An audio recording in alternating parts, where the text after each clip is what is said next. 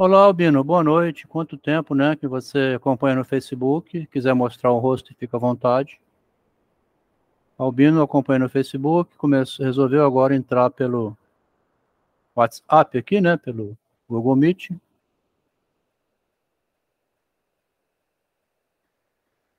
Uma propagandazinha aqui que começa assim. Começaram, né, os filósofos, né, os homens, finalmente começaram a produzir alguma literatura mais bem escrita, que não é o que eles chamam de red pill, né? Os filósofos têm que tratar essa questão, né?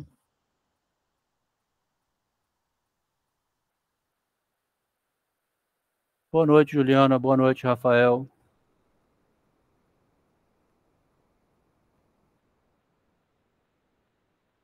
Boa noite, Ricardo. Priscila, você conhece, Bruno?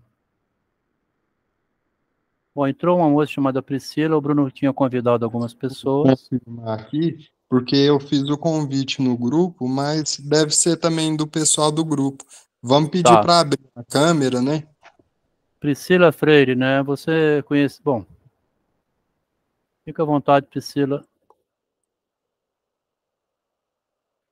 Boa noite, Marcos.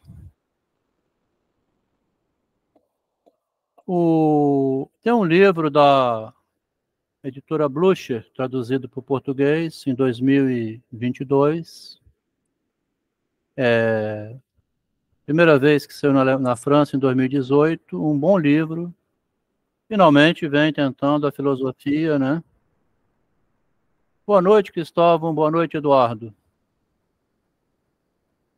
Então, um livro bem escrito que está traduzido da seguinte maneira. Eu trouxe aqui uma página, né? Um livro de 350 páginas, tá? O homem está em crise. O homem está em crise porque a sociedade está feminilizada. Tá? Porque não há mais modelos masculinos e porque os pais estão excluídos pelas mães dominadoras. Vários sintomas permitem diagnosticar essa crise da masculinidade. O livro chama-se A Crise da Masculinidade. O homem hoje está sem saber como é que ele faz para ser homem, né? Um problema, então. Seja pelo fracasso escolar. Boa noite, Roberto. Seja pelo fracasso escolar dos meninos, do desemprego dos homens, da dificuldade dos homens em seduzir as mulheres, ó. Dificuldade masculina de seduzir uma mulher, né? Seja pela violência das mulheres contra os homens, do suicídio de homens cometidos por terem sido rejeitados e abandonados pelas mulheres. O livro foi publicado na França em 2018, foi traduzido em 2022, é o primeiro livro mais sério um pouco, argumentativo, e não red pill, aquela baboseira, né? Um livro argumentativo, pelo menos, uma redação bem feita, e vem levantar uma questão, assim, o que está acontecendo, né? O discurso da crise da masculinidade está disseminado a tal ponto de que hoje se trata de um clichê ou de uma espécie de lugar comum, como sublinham os especialistas da condição masculina, na Austrália, no Canadá, nos Estados Unidos, na França, no Reino Unido e alhures, todo lugar. Estaria igualmente na moda falar em crise da masculinidade em países culturalmente diferentes como China, Índia, Israel, Marrocos, entre outros. Mesmo em um país que chega a se impor como a primeira potência do mundo, os Estados Unidos, as mídias de massa lamentam. A título de o autor vai trazendo títulos, né?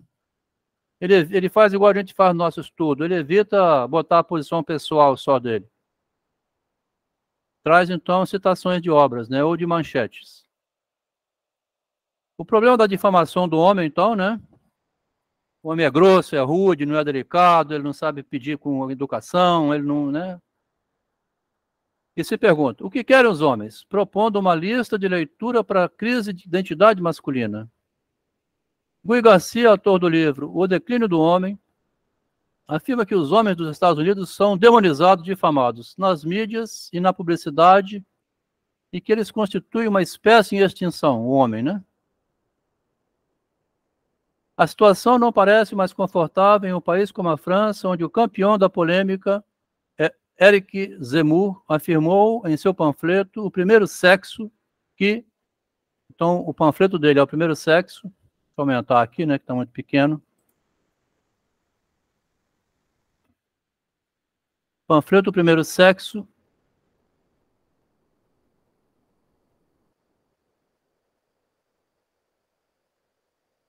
Que, diante desta pressão feminilizante, indiferenciada e igualitarista, o homem perdeu suas referências. Ele está castrado, acometido por uma imensa desordem.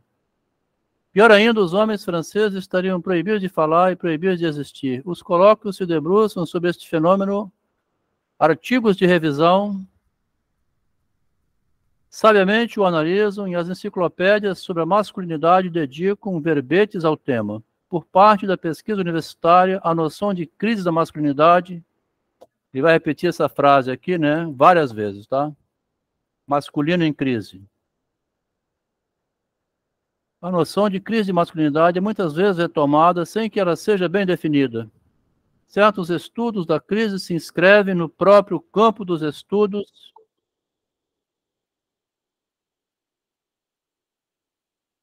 Boa noite, Marcela. Estamos lendo aqui na introdução um livro chamado A Crise da Masculinidade, tá? Bem redigido, né? Não é aquela baixaria de Red Pill, não é aquela baixaria de... que a gente conhece, né, na mídia, né? Tentativa de manter o diálogo no nível, então, racional e mais elevado. A crise do masculino, né? Certos estudos da crise da masculinidade... Ó, pesquisa universitária começa a produzir teses de mestrado, doutorado nisso aí, tá? Começou a surgir teses, né, do lado masculino. Certos estudos da crise se inscrevem no próprio campo dos estudos das feministas, mas contribuem para reforçar a certeza de que os homens estão em crise.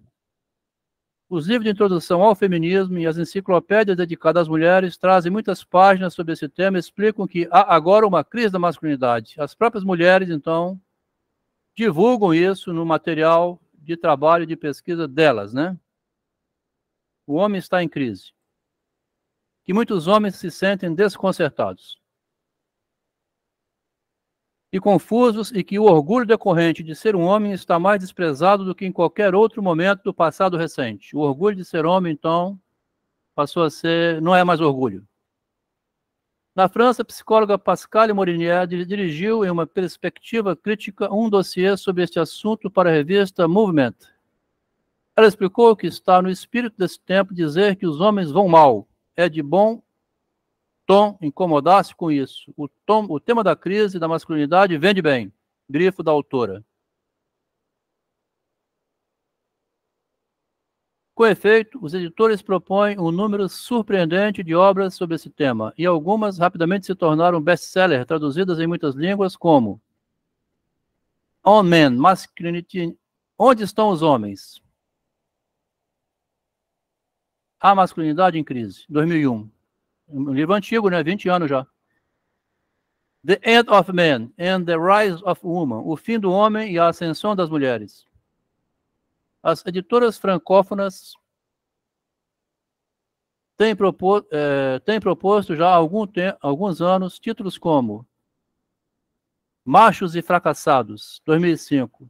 Rumo à Feminilização, 2007. A Dominação Feminina, Reflexão sobre a Dominação Feminina, Reflexão sobre as relações entre os sexos, 2011. Documentários também participam da difusão dessa propaganda masculinista, como o Red Pill, a Pílula Vermelha, A Máquina de Moer Homens, O Homem em Desordem. Parabéns pela nova edição. Ah, sim, aqui já é o Freud. Então, a gente está retomando aqui rapidamente um livro, né, que comenta um dilema humano hoje, da sociedade no mundo inteiro, que é o que disse ali, então, a crise da masculinidade. A gente tinha ficado de começar em janeiro de 2012, né? Esse período aqui, Bruno, a gente vai ver, Márcia, quem esteve, né, mais recente para reaquecer as turbinas. Esse ano é o ano em que vai, então, chegar ao fim a relação Freud com Jung. Tinha começado no início muito interesse em pesquisa, um trazendo o caso clínico para o outro. O Jung trouxe muito caso clínico da psicose, da loucura humana, lá do Burgos, onde ele trabalhava. O Jung trouxe o livro do Schreber para a psicanálise, o caso Schreber, que o Freud escreveu. O Jung trouxe vários casos da psicose, então, que o Freud foi aprender que ele não conhecia, porque naquele momento não tinha acesso. O Freud não era psiquiatra, né? Ele não tinha conhecimento nenhum da loucura. Então, ele veio a conhecer a psiquiatria, a loucura humana, através do contato com Jung, que durou de 2006 até o final de 2011. Já veio começando a virar aos pouquinhos, e agora em 2012 a gente vai ver, então, que aquilo que era pesquisa vai começar uma guerra, igual o relacionamento quando vai chegando ao fim. Relacionamento de casal, quando vai chegando ao fim, aquilo que uniu no início, começa a surgir as disputas políticas, né? Materiais no final. Fala, Bruno. Isso acontece bastante nos relacionamentos mesmo. Eu posso até falar por uma experiência minha. E eu acho assim que o narcisismo ele tem ligação com querer a situação de loop, aquilo que é repetido, e muitas pessoas acabam vivenciando isso sempre por aceitar. Boa noite. Boa noite, Só para dizer boa noite. Beleza. Então, eu vou começar em janeiro de 2012, né? Quando nós vamos iniciar o ano que vai terminar o livro. Em primeiro lugar, aqui é Freud escrevendo. Em primeiro lugar, de todo o coração, voto de feliz ano novo, 1912, ao Senhor e aos seus. Que o novo ano crescente, muitas folhas, a coroa de louro de sua imperecível fama. Jung dá a impressão de estar um pouco irônico aqui, né? E abra novos campos para o nosso movimento. Esperei longo tempo que Frau C informasse ao senhor, conforme o combinado, sobre essa embaraçosa situação que vem pesando na minha mente. Não sei o que ela lhe contou, eis o que aconteceu. Ela, Frau C, perguntou-me sobre a irmã e veio ver-me, colocou então a questão crucial, pressentindo uma armadilha. Fui o quanto possível evasivo, parecia-me que ela não estava em boas condições de voltar a Viena para lhe tornar as coisas mais fáceis. Disse-lhe o quanto me era penoso encontrar-me envolvido no problema. Disse que ela havia me dado a impressão de que esperava algum sinal de encorajamento do senhor e que isso parecia como que um sacrifício pessoal da sua parte. Falei com ela então também que não pretendia que a minha opinião fosse correta, uma vez que não sabia o que estava acontecendo. A Jung se faz de bobo aqui, né? Tanto quanto que tem um negócio assim. Quando eu comecei a atender como psicanalista, que eu vim da engenharia, né? Fiz psicologia, terminei em 2010, comecei a atender no consultório. Automaticamente, minha esposa começou assim, agora você está conversando com as mulheres, né? Lá dentro do consultório, sabendo os segredos femininos. O que será que você anda conversando na privacidade aí com as mulheres, né? Isso começou em 2012, 2013. Por que eu falo isso? Porque é um momento muito íntimo, né? Muito privado que um homem converse com uma mulher. Antigamente, para conversar com uma mulher, você tirava para dançar, falava no ouvido dela. Era difícil, você tinha que passar um bilhetinho. Como é que você se aproxima de uma mulher, né? Você está num salão, está dançando, aí fala no ouvido, olha, você dança muito bem, né? Estou gostando do seu jeito. Na escola, a gente passava um bilhetinho, né? Mas o Freud criou um dispositivo que a gente tem uma facilidade muito grande e que o Jung parece que ele aproveita isso, tá? Estou falando isso porque aqui ele está dizendo, né? Para lhe tornar as coisas mais fáceis, Boa noite, Lucas. Disse que ela havia me dado a impressão de que esperava algum sinal de encorajamento do Senhor e que isso parecia como que um sacrifício pessoal de sua parte. Disse-lhe também que não pretendia que a minha opinião fosse correta, uma vez que não sabia o que estava acontecendo. Tanto quanto podia compreender, disse-lhe tudo o que desejava, o que ela desejava era um pouco de simpatia, que o Senhor, por muito boas razões, que ninguém conhece melhor do que o Senhor mesmo, podia ter recusado. Tal simpatia facilitaria as coisas no momento, mas se iria levar a bom resultado, ao final parecia-me duvidoso, para dizer o mínimo.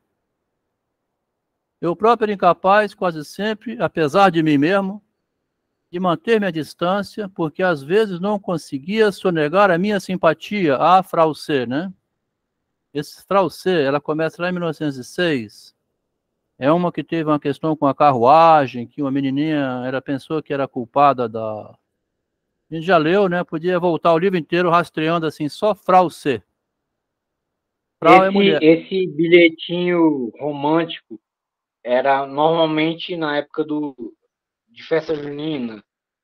Só para não esquecer, era o chamado Correio Elegante. É isso também. Então, o Jung está relatando aqui que a Frau C, né? Mesmo com o risco de mandá-la embora com a pulga atrás da orelha, confortei-me com o pensamento de que, uma vez que com o Senhor, ela em breve estaria novamente no caminho certo, porque comigo estava no caminho errado, né? Então não era só a Sabina Spiorai que ele tinha tido relações eróticas, tinha também essa senhora C. Minha preocupação principal era agir corretamente e fazê-la voltar a Viena, o que de fato foi feito. Eu espero apenas que o fim justifique os meios. Então o fim era fazê-la voltar a Viena, né? O Freud, eu recuperei a Frau C. Agora que ela está recuperada, ela pode voltar para Viena. Você cuida dela aí, tá? Dei um bom atendimento a ela. E os fins justificam os meios, né? Já que a finalidade era voltar, então os meios que eu empreguei para isso, pouco importa. Ela está inteirona agora, né? Está bem. Naturalmente, gostaria de ficar com o ensaio da esposa do Dr. X, aí vai. Será um... Aqui ele fala de uma... Se isso chegar a concretizar-se, né? Vamos voltar aqui. Doutor X, já temos uma pilha de material. A Lou André Salomé, né, a famosa, conhecida Salomé, conhecida em Weimar, deseja enviar-me um artigo sobre sublimação.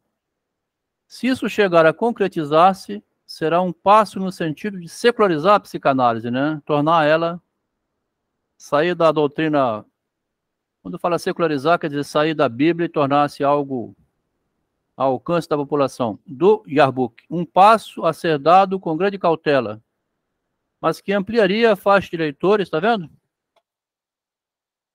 Que se a Salomé começar a publicar sobre a psicanálise, né, que até agora só tinha homens, vai ampliar espaço de leitores, né? Vai secularizar, então. Mobilizaria as forças intelectuais da Alemanha, onde Frau Low desfruta de considerável reputação literária. Ela era já, desde 1886, quando ela começou a... Ela veio, né? Ela começou a publicar poemas. Ela já tinha muitos escritos. Tinha reputação literária. Imagina ela publicando artigo psicanalítico.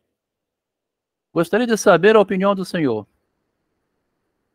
Fizemos um aquecimento que era para começar hoje, né? O 33. 9 de janeiro. 8h20, vamos tocar para frente. Caro professor Freud, espero que o senhor tenha recebido a minha última carta escrita em São Maurice. Então é Jung de novo, né? Tenho sido um correspondente displicente, tenho passado mais tempo, alguns dias viajando pela Alemanha, um tanto apressadamente, visitando várias galerias de arte, aprimorando a minha educação. Hoje voltei ao trabalho. Bloller escreveu-me dizendo que o senhor quer ler o manuscrito dele. Ser-lhe-á enviado em breve. Vou enviar para você em breve, Freud, o manuscrito de Bloller. Guarde-o até que o número vá para a gráfica e remeta-o então diretamente para Deutsch, que era o editor da psicanálise na época, né? Steckel anunciou um artigo sobre o simbolismo religioso dos sonhos. Peço-lhe insistentemente que o leia de antemão. Depois que me detive mais profundamente no seu Linguagem dos Sonhos, do Steckel, né? descobri que as peculiaridades de Steckel me horrorizam. O Steckel, ele querendo imitar o Freud, fazer algo tão bom quanto o Freud. É aquele negócio, né? Quando o seu filho quer fazer algo igual você fez, ou melhor. Descobri que as peculiaridades de Steckel me horrorizam. Não tenho intenção de causar-lhe quaisquer embaraços antidiplomáticos. Aceitará mais prontamente correções do Senhor do que de mim. Jung tinha uma rixa com Steckel. Também tinha, né? Aqui a Márcia hoje está pedindo para participar em off, né? E vai escrevendo então que a gente vai lendo. A superficialidade dele, do Steckel, em assuntos científicos já provoca suficientes dificuldades. O venerável velho mestre, que é o Freud, né? Estou falando com ele, né? Estou falando com você, Freud. O venerável velho mestre não precisa temer ressentimento da minha parte, né? Freud, não tenha medo de mim, acho que eu estou ressentido. Particularmente quando tem razão. Não me sinto de modo algum posto de lado, nem me queixo da falta de afeição, como o Ferenc se faz. Nesse aspecto, o senhor teria mais direito de queixar-se de mim. No que diz respeito à contra-transferência, ou simplesmente sou um pouquinho refratário, indulgente, com fantasias peculiares como experiência. Contra-transferência. Pode continuar, Priscila. Se você quiser ver um pouco, você vai vendo, porque estamos vendo aqui, eu não expliquei também, né? Você chegou agora. De 1906 a 1912, o Freud teve uma relação muito próxima com Jung. E muita gente pensa, Priscila, você é da psicologia, né? Que é da clínica que o Freud introduziu o narcisismo na psicanálise. Quando ele publicou o Narcisismo em 1914, não era da clínica, era da rivalidade dele com Jung. O Freud passou uma vergonha enorme por não ter começado a psicanálise pelo narcisismo, né? Ele tinha uma espécie assim, como se fosse um teorema matemático de Pitágoras ou uma lei de Newton. É como se ele tivesse... Beleza, fica à vontade. Estou tentando explicar para elucidar, né? O Freud é como se ele tivesse começado assim com o teorema do inconsciente. Tá? Tem o teorema de Pitágoras, tem o teorema de não sei mais quem, poderia ter o teorema de Freud. Boa noite, Priscila, obrigado. O teorema de Freud é que haveria então o inconsciente. Ele foi surpreendido que o inconsciente dele estava no próprio narcisismo dele, né? Na certeza que ele tinha de que é do inconsciente que vêm as nossas doenças e não das relações de rivalidade entre narcisismo. Tá? A própria relação dele com Jung vai terminar numa doença. Para o Jung, uma psicose. Por Freud, nas cartas privadas, ele adoece e explica para todo mundo, né, que ele está muito mal, a psicanálise passou por uma crise e ele ficou doente. O Jung está falando aqui, então, da contra-transferência. Nesse sentido, nesse aspecto, o senhor teria mais direito de queixar-se de mim no que diz respeito à contra-transferência. Contra-transferência é quando eu me envolvo afetivamente com o paciente, né? Ele transfere para mim a hipótese que eu posso ajudá-lo a sair da crise.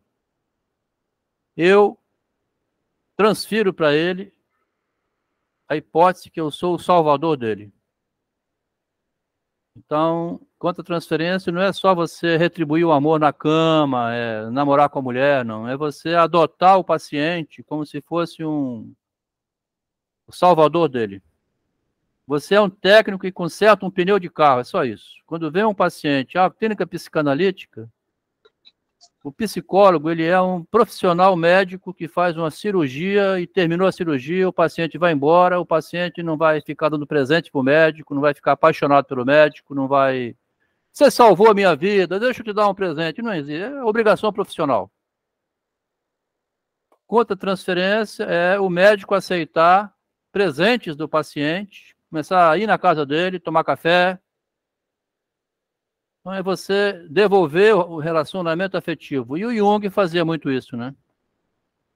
No que diz respeito à contra-transferência... Boa noite, Davi. No que diz respeito, então, a eu contra transferir para o paciente, sou simplesmente um pouquinho refratário e indulgente com fantasias peculiares como experiência. O ponto de vista de Pfister nesta questão não é, de maneira alguma, o meu. O ponto de vista dele é diferente. Estou plenamente convencido que o paciente deve desempenhar a parte passiva e que o analista jamais necessita extorquir nada por meio da conta-transferência. Tá? Então seria uma extorsão, né? Salvei a sua vida, hein, rapaz? Ó, salvei a sua vida, hein, cara? Não esqueça disso, hein? Você estava mal pra caramba, tá? Você me deve a sua vida. Você ficar fazendo isso com o paciente é uma chantagem, né? Isso ele dá o nome de extorquir. Fala, Eduardo. Daí começam as relações abusivas do médico com o paciente. Eu te fiz isso e tu me deve a gratidão. Vou me candidatar a vereador e tu deve votar em mim. Essa foi demais, hein? Mas é isso aí mesmo. Você começa a extorquir porque você fez muito por ele. E é verdade que numa relação de amor, né, você sente meio sacaneado quando uma parte vai embora levando tudo e você fica sem nada, né? Então, é doloroso, né? O que é isso? Mas, pelo menos na relação de amor, não é uma relação profissional em que você levou o carro para o mecânico, ele, consertei seu carro, hein, bicho? Paga uma cerveja aí, seu carro não estava, você me dá um uísque aí, tá? Extorquir é isso aí. Relação profissional não cabe isso, né? Então, nada por meio da conta-transferência. Com base no princípio cristão, veja o que eu fiz por você e o que é que você vai fazer por mim. Para mim, a regra principal é que o próprio analista deve possuir a liberdade que o paciente tem que adquirir por seu turno. De outro modo, o analista terá que ou fingir ignorância ou, como o senhor diz, deixar-se enlouquecer. Porque falou lá em cima assim, que o paciente enlouquece o analista, né? E tinha dito antes que o paciente enlouquece o analista. Você tem que ser muito frio para não enlouquecer junto com o paciente. Acho que a questão se refere mais às nossas diferentes maneiras de viver do que a qualquer desacordo de princípio. O Jung, ele é sempre escorregadio, tá? Ele fala assim, maneira de viver difere de desacordo de princípio. Mas se ele quiser justificar, ele justifica tudo, né? Pode justificar tudo. Não reivindico qualquer validade geral para as minhas opiniões, não havendo, portanto, ressentimento. Esse ressentimento é o que o Freud dizia, que o Jung mal aplicava a psicanálise, então o Freud estava ressentido.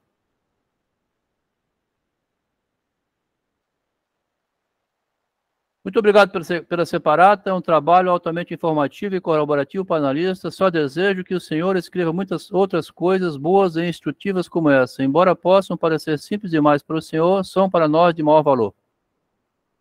E o Freud tinha enviado a separata aqui da Salomé, né? E como ela passou reto pelo Jung. Tá vendo, Márcia? Como Freud recebeu direto da Salomé e falou para o Jung, aqui o Jung fala, ó, muito obrigado pela separata que você me enviou da Salomé, tá?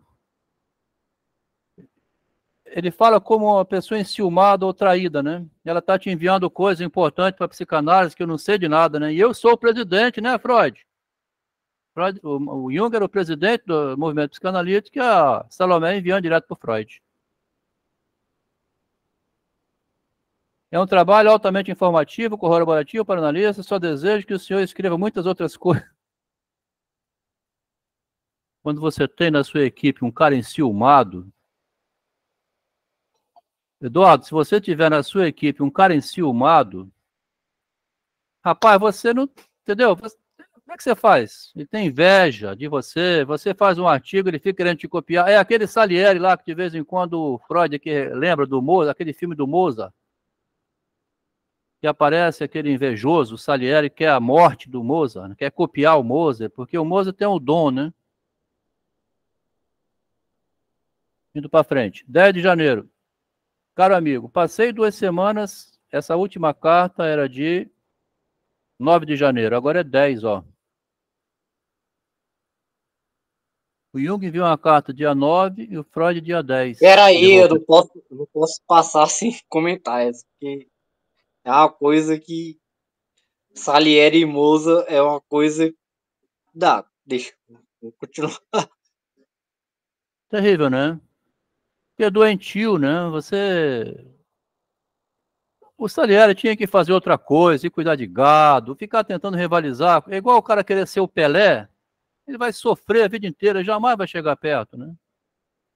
Então, se você está perto de uma pessoa que você quer copiar, ou você segue o gênio e fica sendo servidor dele, tá?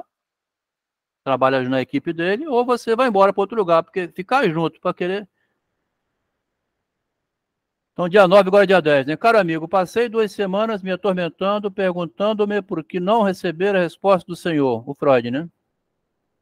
O motivo não poderia ter sido a frau C, tá?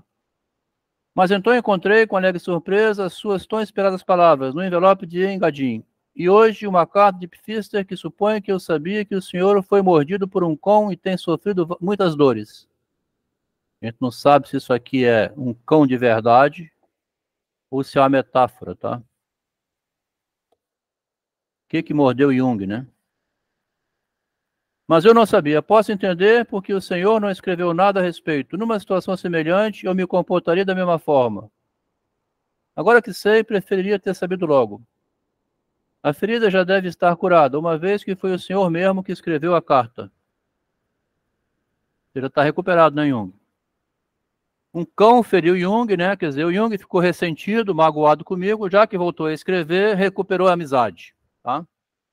Não acredito que fosse um cachorro de verdade, mas uma forma de ele dizer que ele estava mordido, né? Espero que não haja razão para preocupar-se com o cachorro. Aqui já sacaneia, né? Esse cachorro que te mordeu, né? Deixou injetado uma como é que chama? A raiva, né? O que o senhor escreveu sobre o incidente de Frau C quase me faz sentir arrependimento. O senhor não deve se sentir culpado em relação a mim. Ou seja, se você faz relações com o paciente, mas fica culpado comigo, né? Com você mesmo. No máximo, deve mudar um pouco a sua técnica e mostrar-se mais reservado com o paciente. Tá vendo? Não é comigo, Jung, é com você mesmo, rapaz. O problema. Tá vendo, Bruno? O Jung pega a paciente e vai namorar com ela. Depois fala de um arrependimento para Freud. Freud, estou arrependido de ter levado minha paciente para a cama. Ô, Jung, você vai se arrepender com você mesmo, rapaz. Vai mudar a sua técnica, né? O que a pobre coitada mais quer é um flerte intelectual, ó, que lhe permite esquecer que a sua doença por algum tempo. Isso aqui, a Márcia está no grupo ainda? Isso aqui, Márcia, isso aqui esse flerte intelectual, o Freud vai fazer com a Salomé durante uma vida inteira. Flerte intelectual é você trocar cartas, né? Trocar ideia. Eu troco carta aqui com a Andréia, com o Davi, com o Eduardo, com Loucos por Literatura, com o Marcos, e troca ideias. É um flerte intelectual, né? Um modo de falar que você está flertando. Roubando uma ideia, pegando outra, não tem nada, o que tem nisso, né? Mas o que a pobre coitada quer, então o Freud desvia, né? Para esquecer a doença, né, existencial por alguns minutos, você então faz o flerte intelectual, né? O namoro intelectual, né? Como tinha o Freud com Jung, por exemplo. Namoraram intelectualmente por 6 anos, né? Durante 5 anos foi tudo muito bem, no último ano começou a crise. Eu, cruelmente, continuo a lembrá-la da existência da enfermidade. Tá? Eu, cruelmente, lembro que Frau C continua doente, então. Porque intelectualmente ela não foi resolvida nada. Muito bem. Não lhe mandarei o artigo da esposa do Dr. Helmut. Já o dei a Imago, o novo periódico, que agora surgiu, o Freud. Eduardo, aqui vai começar a parte interessante, tá? O Freud tinha visto que o barco ia afundar, né? Adelmo, mas tô falando aqui, tava... Porque na realidade, não existe um flerte intelectual, existe uma traição intelectual. Porque em um momento foi. Porque eu tô flertando com a Delmo tem a vida dele bem sucedida, eu tô fazendo a minha vida, de repente eu pego todas as ideias do Adelmo e uso e publico como se fossem minhas. Aí é o nome, né? O filósofo Alain Badiou, Eduardo, ele fala assim: não há filosofia sem traição. O cara rouba a ideia, é difícil, tá? Mas aqui, Eduardo, o que começa aqui interessante é o seguinte: o Freud percebeu que o barco ia afundar, né, no meio do oceano. Dei a Imago o novo periódico. Esse Imago aqui está fora do alcance do Jung. Tá? Imago, inclusive, foi à falência agora em 2000, na década de 2010. Recentemente, a editora Imago faliu. Vendia o livro de Freud no Brasil. Todo mundo veio traduzindo o Freud, né? Por quê? Porque o Freud passou a época que era proibido outra editora, era só a Imago, que era a editora dele, do Freud, e da filha dele, Ana Freud. Assim que passou 70 anos da morte de Freud, em 2009, todo mundo pôde produzir traduções de Freud para qualquer língua. Aí a Imago foi falindo. A Imago que faliu foi essa aqui, ó, o novo periódico. Esse periódico novo, Freud criou, mas não era gerenciado pelo Jung. Não lhe mandarei o artigo da esposa do Dr. Helmut. Já o dei a Imago, tá vendo? Você não vai ver, Jung. O Freud começou também a salvar um pouco, né? O nome não parece ter encontrado boa acolhida em Zurique, lá onde você trabalha, né, Jung? Mas precisamos de um título jeitoso que não soe demasiadamente literário. Não achamos nada melhor e talvez Imago tenha a necessária imprecisão, tá? Nós achamos outro nome melhor. E Imago, né, que é imagem, né? Onde estabelecemos o conteúdo do primeiro número. Estou colaborando com o primeiro de 3 breves ensaios tratando das analogias entre a psicologia dos povos primitivos e a psicologia dos neuróticos. Esse primeiro intitula-se O Horror ao Incesto, que é o Totem Tabu. Começou a sair na Imago, né? Os outros chamavam-se Ambivalência Emocional, a Magia e Magia e Onipotência de Pensamentos. Se quer a minha opinião sobre a oferta de Salomé, ei-la em princípio. Em princípio, não devemos declinar, contanto que ela se satisfaça com a sublimação e deixe os sublimados para os químicos. Que patada, né? Contanto que ela se satisfaça em sublimar, fazer poesia, e os sublimados fiquem com os químicos, né? A sublimação também é uma operação química. Se por acaso, por uma tagarelice idealista, podemos rejeitá-la polidamente, mas com firmeza. A secularização da psicanálise não é muito oportuna agora que estamos dando início a Imago. E não há necessidade de o Yarbuk ser duro e orgulhoso. Tá vendo? Porque o Yarbuk é, como nós sabemos, né, criado tem 3 anos, né, em 1912, 1910, foi criado o Yarbuk, né, que é o órgão que o Jung foi eleito presidente do movimento psicanalítico. E ele, então, o Yarbuk era o órgão oficial. Além do mais, parece-me que 2 recentes contribuições à psicanálise, ambas das mais significativas, a sua demonstração da hereditariedade inconsciente do simbolismo, que importa uma demonstração da existência de ideias inatas, e as provas apresentadas por Ferenczi da transferência de pensamento, essas duas, né, levam-nos muito além dos limites originais da psicanálise. Começou a sair fora, então. Nem eu desejo deter Ferenczi por muito tempo. Deixe-o publicar no início de 1913. Mas que discuta primeiro o assunto com o senhor. A escolha do sucessor é uma das prerrogativas reais. Sucessor do Bleuler, que saiu da psicanálise lá em Zurique, né? Carta de 10 de janeiro, ó, no mesmo dia, veja como é que tá aqui a coisa, hein? O Freud escreveu uma carta no dia 10 de janeiro. No mesmo dia 10 de janeiro, Jung estava lá em Zurique escrevendo para Freud. Tá? Tem um presidente da psicanálise, que é o Freud, que é o Jung. Estou olhando aqui porque tem gente que não veio o link, olha só. Eu passar aqui o link para quem disse, tá, bebeu cerveja, né? Eu achei que não veio o link. Mas já 2 reuniões eu tô com dificuldade de entrar eu tento entrar, daí não vai, daí eu desligo, reinicio novamente. Ah, é? Não veio o link, né? Deixa eu botar aqui o link pro colega, porque ele não achou o link. Pode ter copiado um link velho, né?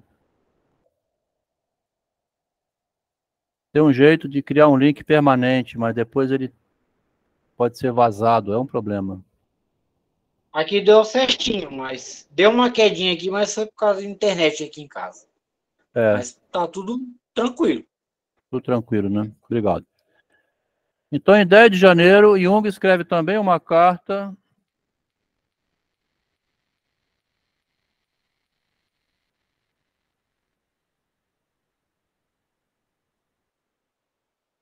mesmo dia, né?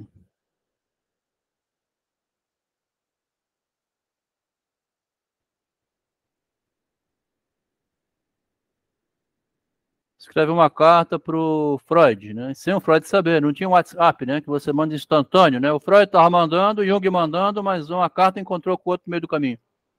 Caro Freud, o manuscrito parcialmente corrigido por mim é a terceira parte do ensaio desse BR. Visto que contém muitas inexatidões, ficaria muito satisfeito se o senhor fizesse uma reunião com o BR, sugerisse certas alterações ao Dr. BR e então publicasse o artigo, ou melhor, esta terceira parte como observações epicríticas num número posterior. O caso em si é bom. Então aqui nós estamos lendo o quê até agora? Nada de teoria mais, né? Cada um escondendo o seu jogo. Só se fala de coisas políticas no jornal, né? 10 de janeiro, 23 de janeiro. Jung escreve outra carta a Freud. Desta vez, a minha razão para ter deixado de escrever é mais complicada. Tenho sido vítima de blackmail. Tá vendo? Por parte dos jornais e publicamente ultrajados, embora não tenham sido citados nomes. Já consultei, inclusive, um bom advogado com vistas à possibilidade de intentar uma ação por calúnia. Mas há pouca perspectiva de êxito porque o ataque foi indireto. Limitei-me, por isso, a um protesto público através da Associação Psicanalítica Internacional, seção de Zurique, de onde ele é presidente. O protesto irá em breve aparecer na imprensa. Toda esta balbúrdia foi precipitada pelo meu artigo no Rascher's Yearbook. A época é a mais inoportuna, pois estou repleto de trabalho e abraços com a infindável proliferação de fantasias mitológicas. Isso aqui foi o que o David Bless comentou no encontro anterior, tá? O David, que é pesquisador nessa área, né, da mitologia, leu muito, né? Falou de uma confusão mitológica que existe entre os pesquisadores, Bhagavad Gita, né? A história da humanidade do ponto de vista do mito. E o Jung diz que estava a braços com uma infindável proliferação de fantasias mitológicas, tentando costurar um texto psicanalítico usando a mitologia. Tá? Para dominar a opressiva massa de material, tá? Então tem uma opressiva massa de material que ele vai tentar dominar. Tenho que trabalhar incessantemente, estou me sentindo intelectualmente extenuado. É isso que o Freud vai reclamar do Jung depois, tá, Davi? Davi entrou, está acompanhando? Estou acompanhando sim, mestre. Valeu. Então você está acompanhando. Aqui, Tô o Jung começa a levantar uma questão, Davi, que você falou da vez passada, tá? Esse mundo imaginário todinho que ele tenta transformar numa psicologia, ele mesmo informa que está de braços dados com uma infindável proliferação de fantasias mitológicas, tentando costurar uma coxa de retalho com isso, né? Para fazer uma psicologia humana, para dominar a opressiva massa de material. Então, tem uma massa de material opressiva, né? Ele tem que estudar a Índia. É como aquele autor que a gente leu, que fala do Avatar, né? O Gautier, Théophile Gautier, que traz o saber da humanidade quase que todo ali, né? Ó, o Sensei comentou aí, eu comentei lá nos bastidores aqui, o Bhagavad Gita é genial. Pronto. É. Aí ele ia misturar esse Bhagavad Gita com saber egípcio, com saber não sei mais da onde, é uma confusão, né?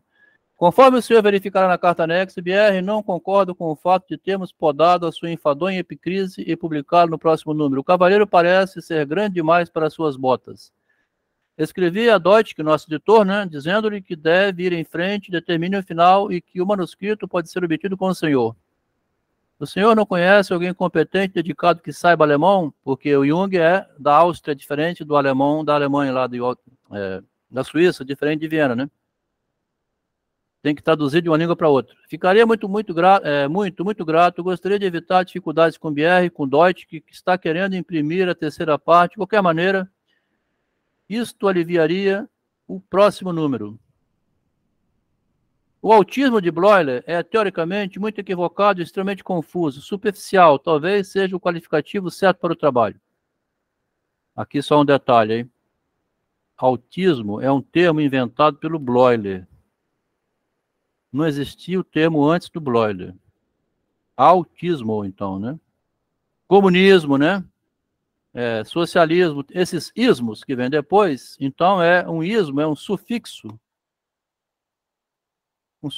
né? Marxismo, né? É do sujeito para dentro, né? O auto. O Bloiler criou esse termo, autismo. Os autistas, né, são seguidores daqueles que são quem, então? Quem são? Aí nós vamos dizer aqui assim, ó, o autismo de Bloiler é diferente do autismo não verbal que proliferou na atualidade. Prolifera, né? Em Bloiler, o sujeito tem um eu. Ele fala sozinho. Desprendeu-se da realidade. É um paciente psiquiátrico que precisa ser tutelado. Ele pode recuperar a realidade. Ele tem linguagem. Completamente diferente o autismo em Bloiler, que é um médico psiquiatra, né? Desse autismo que surgiu na década de 40 para cá, que é um homem que não tem linguagem. Esse fenômeno, né, que nós estamos assistindo, do ser humano que não chega à linguagem, é quase que um animal. Fala, Davi. Eu queria Na falar verdade, sobre levantei a mão. uma pontuada sobre o que estava falando lá sobre o comentei da outra vez, né? Que foi retificado aí reiterado pela palavra do Jung. E assim, né? Ele estava aí fazendo essa proliferação, porque o que eu vejo é que a pessoa ela não quer investigar. Essa postura não quer investigar como funciona o ser humano, como a psicanálise propõe. Ela quer inventar uma técnica, ela quer ser criativa, né? Ela não quer investigar, ela não quer saber como funciona. Ela quer mostrar como funciona sem ter investigado. Né? Isso é muito próprio do pessoal baseado nos mitos, né? Ele quer ensinar o mito, ele não entendeu ainda, mas ele já quer dar aula. E é terrível, né? é terrível. Né? E a outra questão é essa do autismo aí. Eu acho que essa primeira postulação, esse primeiro postulado sobre o que é o autismo, ele é mais pertinente do que a gente tem visto agora sobre a linguagem, porque eu penso, né, claro, que essa vontade essa rejeição, talvez a não fala, a rejeição à linguagem, seja por entender como é ineficiente a linguagem, como a gente, quando começa a perceber o nosso narcisismo, entende que ela vem da linguagem, talvez. Rapaz, você não pode faltar ao nosso encontro, Davi. Você tem umas ideias espontâneas assim. Parece que naquele continho que nós estamos lendo lá do cachorrinho, da Lígia Fagundes Telles, que a gente vai conversar sobre ele na quinta, que o garotinho Alonso tem um cachorrinho e o cachorrinho parece um menino autista. O cachorrinho lê tudo nas feições do Alonso, assim. O cachorrinho joga com o Alonso, e a gente sabe que cachorro não chega à linguagem. A impressão que tem é, como você acabou de falar, o autista parece falar assim, eu não quero saber disso que é linguagem, eu estou fora disso, tá? Você faz tudo faz tudo para mim aí, tá? Porque ele olha na mãe, ele vê a mãe correndo e dando as coisas a ele. Então ele não precisa fazer nada. É uma coisa que eu já vinha falando há muito tempo. Eu detesto toda palavra que termina com ismo. Autismo, não sei o que, ismo, não sei o que. Tudo é tendencioso. Daqui a pouco vou abrir a janela, janelismo. Eu não, sinceramente, eu não gosto. Porque é tudo tendencioso, não tá certo. Não é coisa de se trabalhar. Bom, enfim. O nosso Rodrigo Freud, ele é quase igual esse autista aqui do Bloiler. Ele fala, pelo menos ele fala a coisa que a gente entende, né? Mas ele sempre defende as posições pessoais dele, é interessante. Mas o autismo do Bloiler, ele tem linguagem, mas ele fala igual esses que falam pela rua, assim, que, né, não entende nada. Fala para si próprio, fala sozinho, fala qualquer coisa. Mas ele tem o eu, né? Ele se defende, ele sabe pedir, me dá uma esmola aí. Ou ele fala as coisas que não entende, vai falando, mas ele tem linguagem. O autismo que nós estamos vendo hoje em dia é o autismo lá do cachorrinho, que a gente vai ler depois da Lígia, né? Parece um animal, mas não é animal, é humano, né? Se a gente falar assim que um autista não verbal é como se fosse um cachorrinho, é ofensivo a qualquer pessoa, elas não gostam de escutar essa frase. É um animal, né? É um animal humano sem linguagem. É doloroso falar isso, mas é o que existe hoje, né? Eu tô com um neto assim, tá? E tem muita criança assim, tá demais, né? Então vamos dizer, ouvi dizer que o artigo de Stekel é breve, pode, pois, ser posto no lugar... Agora, esse comentário do Davi foi interessante, quer dizer, é como um ser que percebe que é melhor para ele ficar fora da linguagem. Tá? Impressionante, né? Como é que uma criança que não compreende a linguagem, mas compreende que é mais interessante não lutar para adquirir a linguagem. Autismo é alguém que tem dificuldade de utilizar a linguagem com a maioria. Mas, loucos por literatura, aqui tem um autismo que é assim, não verbal, ele não fala palavra nenhuma. Ele não se comunica, né? Não tem nome, ele não sabe ontem, amanhã, hoje o nome dele, não fala pai, não fala mãe, não sabe o que é uma caneca, uma laranja. Come terra, faz um xixi fora de hora, faz fora do vaso, não sente o corpo dele. Vindo, o cocôzinho, que é o indicativo de ser humano, é correr para o vaso, para as tias botarem no vaso. Tá? Então, eles não têm concepção de higiene corporal. Tá? É porque tem uns níveis. Eu tenho 2 sobrinhos autistas. Tem nível 1, nível 2, nível 3. Tem um que é muito terrível. Se não fosse uma família muito boa,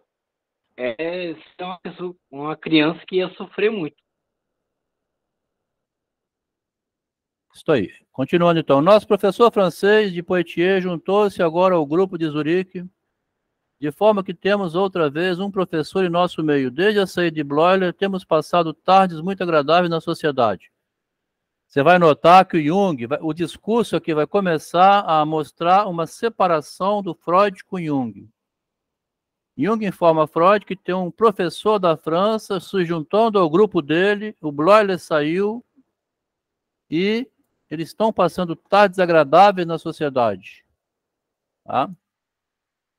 Nosso grupo aqui em Zurique está bom. Harmonia perceptível à nossa volta. Aqui o Jung começa a encher os peitos, tá? Veja bem. A 20 de janeiro, proferi uma conferência para 600 professores. 600, hein?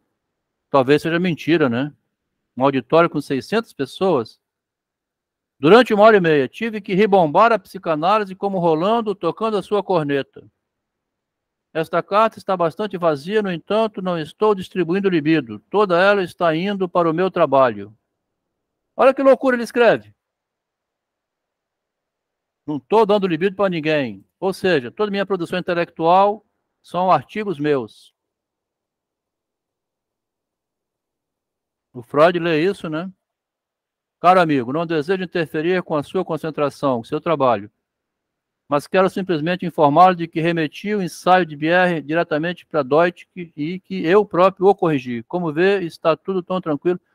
Já me chegou uma vaga notícia de que Sua Majestade, da sua tempestade na imprensa de Zurique, por intermédio de um paciente de Sangalém. Tá? Imago, é a revista, né? Está pronta, vai começar em 19 de fevereiro. Caro Freud, uma palavrinha para o senhor saber que ainda estou vivo. Estou mantendo terríveis batalhas com a hidra de fantasias mitológicas. Olha aqui a hidra, ó. Hidra de fantasias mitológicas. E nem todas as suas cabeças foram cortadas. Eduardo, Davi, vê que interessante se estiver acompanhando aí, ó. O Jung dizendo que trava uma batalha com hidra da fantasia mitológica e que vai aparecendo sempre uma nova cabeça. Quer ver o que a Louco por Literatura? Vê o que a Lígia Fagundes Telles escreveu sobre a hidra. Olha que interessante, nós estamos agora aprendendo com a Lígia, tá? Então ramificava perigos, exagerava dificuldades, inventava histórias que incompridavam a mentira, ó. Inventava histórias que incompridavam a mentira.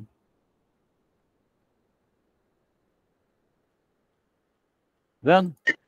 Porque assim, também a gente tem que analisar o grau de fantasia da época, né? Como nós estamos falando, hoje eu recebo um texto, te mando direto, tu já comenta o texto comigo, e a gente até fica meio maluco, às vezes, de tanta informação. Não sei tu, Abel, se tu consegue ser centrado, parabéns.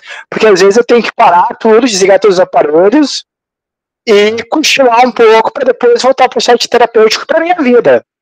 Porque é grupo daquilo, é grupo daquilo, é grupo daquilo outro. Às vezes até a minha mulher briga comigo. Tá, tu vai enlouquecer? Tu sabe o que tu quer? Assim, não. Calma. A gente tem visto isso demais, né? Pessoas desorientadas, né? Desorienta a gente. Mas ele fala então da hidra aqui, né? Batalhas com a hidra da fantasia mitológica e nem todas as suas cabeças foram cortadas. As cabeças são as mentiras, né? Você vai podando as mentiras até chegar à verdade. Aqui a Lígia fala assim: ramificava perigos, exagerava dificuldades, inventava histórias que incompridavam a mentira, até ser decepada com um rápido golpe de olhar, não de palavras, tá? Um golpe de olhar, né? Para decepar. Mas com o olhar, ele fazia a hidra verde rolar emudecida, enquanto minha cara se tingia de vermelho, o sangue da hidra. Então, a maneira de você ir cortando as mentiras também, ele diz, é pelo olhar. Ela diz aqui a hidra, né? A Lígia, né? Já na ficção, né? Fala, Freud. A lenda da Hydra é bem... a gente colocando nessa... Eu nunca tinha entendido nesse sentido da mentira. Mas é porque a lenda da Hydra é o quê? Você corta uma cabeça, nascem duas. Aí você porque coloca você corta uma mentira, a pessoa inventa outra, né? A hidra é um mito, né? É para dizer assim, que você não consegue eliminar a mentira nunca. Às vezes sinto vontade de pedir socorro. Piora tudo. Isso aí. Às vezes sinto vontade de pedir socorro quando sou muito pressionado pela confusão de material. Tá vendo aqui? Pedir socorro a alguém quando tem uma confusão enorme de material, que é o caso que o Jung está fazendo com o Freud. Está derramando material mitológico em cima do Freud. Até aqui tenho conseguido dominar o ímpeto. Espero atingir terra firme num futuro não muito distante. Prognóstico, né, de ruptura com Jung, está aqui, ó. Espero recuperar assim que eu pular fora de você, porque aqui o Freud já está começando a articular com Ferenczi, com Binswanger, com Abraham, em outros livros de carta, né? Nós estamos olhando só o do Jung. Começou a articular por lá para ir arrumar outro caminho, tá? Espero atingir terra firme num futuro não muito distante. Tá vendo aqui, louco por literatura? como que no meio agora da relação começa a surgir uma saída lateral. Meder e Pfister devem ter contado tudo sobre Zurique e as nossas refregas públicas. Aqui a carta é de Jung, né? Carta de Jung. No momento, há uma bonança da animosidade. Para o outono, Forel impôs-nos a sua abominável sociedade psicoterapêutica. Os médicos tinham criado, a gente tinha visto antes, uma sociedade psicoterapêutica para competir com aquilo que o Freud criou, que era a psicologia dentro da medicina.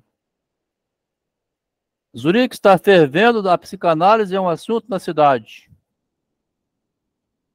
Por aqui se pode verificar quão instigadas as pessoas podem ser. No dia 21 de fevereiro, tenho que fazer uma palestra sobre psicanálise para os clínicos. Até eles estão ansiosos para provar o veneno. Jung começou a tomar conta da psicanálise e vai informando a Freud isso. E o Freud começa a arrumar o caminho de saída. Fiquei muito contente em receber sua carta, quem escreve é o Freud. Não gosto de quebrar os hábitos e nem encontro qualquer triunfo nisso. Arranco violentamente do hábito, não me lembro mais do que contei ao senhor, além disso, ainda quero ter a minha atenção sobre o seu trabalho. Organizei o confuso artigo de Bierre e liberei-o para a gráfica. Aqui eles só tratam disso, só o trâmite de papéis, tá? Teoria já não tem mais. Não é muito agradável ter que publicar coisas tão desordenadas. Estou anexando um prospecto da Imago. Ainda tem erros para você ver. Teria muita satisfação em ver o seu nome figurar destacadamente neste periódico no Centralblatt, mas em vez disso o senhor se esconde por trás de sua nuvem religiosa libidinal. Ó, parece-me que o senhor ainda está conferindo excessiva superioridade a mim. Aqui o Freud fala uma frase, né? Olha só a frase que ele fala. No meu ensaio sobre horror ao incesto, destaquei para sua satisfação, espero, o papel desempenhado pelo senhor e seus seguidores no desenvolvimento da psicanálise.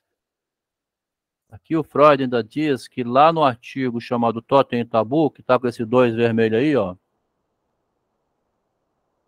ele escreveu isso no meio do artigo Totem e Tabu, tentando agradar ainda os seguidores de Jung lá de Zurique. Para todos aqueles que se tornaram parte do desenvolvimento da pesquisa psicanalítica, foi um momento memorável, aquele em que, numa reunião científica privada, um dos alunos de Jung leu uma comunicação a favor dele, com o propósito de afirmar que as imagens fantasiosas de certos pacientes mentais apresentavam os mais surpreendentes paralelos com as cosmogonias mitológicas de povos antigos, a respeito das quais os pacientes menos instruídos não poderiam ter tido conhecimento científico. Olha que interessante que o Freud faz, tá? Vou repetir. Numa reunião científica privada, um dos alunos dos seguidores do Jung leu uma comunicação a favor do Jung com o propósito de dizer o quê? Que aquelas imagens fantasiosas de certos pacientes mentais, ou seja, as imagens fantasiosas de certos doentes mentais, né, os loucos, essas imagens apresentavam os mais surpreendentes paralelos com as cosmogonias mitológicas. Olha que interessante. A loucura do louco tem muita coisa a ver com aquelas coisas que são narradas nos mitos dos povos antigos, a respeito das quais esses pacientes menos instruídos não poderiam ter tido conhecimento científico. Como é que um louco, né, que não leu aqueles mitos, repete coisas que têm parecida com os mitos? Tá? Então, Freud dá esse crédito ao Jung no Totem e Tabu. Para aqueles que tomaram parte do desenvolvimento da pesquisa psicanalítica, de um memorável, tá? Então, a contribuição do Jung, o Freud cita. Como é possível que um doente mental fale coisas que não leu, mas que é como se estivesse lido, porque existe lá nos mitos. Como é que pode isso, tá? O Eduardo mandou uma divertida aqui na área VIP. Imagina se tivesse Instagram naquela época. Meu cara, vai passar por Orkut, por não sei o quê. Isso aí. MSN. Fala, Davi. Você viu que interessante essa frase aqui que tem lá no Totem Tabu, Davi? Como é que pode que o louco faça a mesma coisa que existe nos mitos, sendo que não leu nada daquilo? Não está ouvindo o seu som, não. O seu som sumiu, hein? Eu presumo que seja por conta de algo antropológico, porque o que eu pude observar nas minhas pesquisas sobre a mitologia, as mitologias, no caso, né?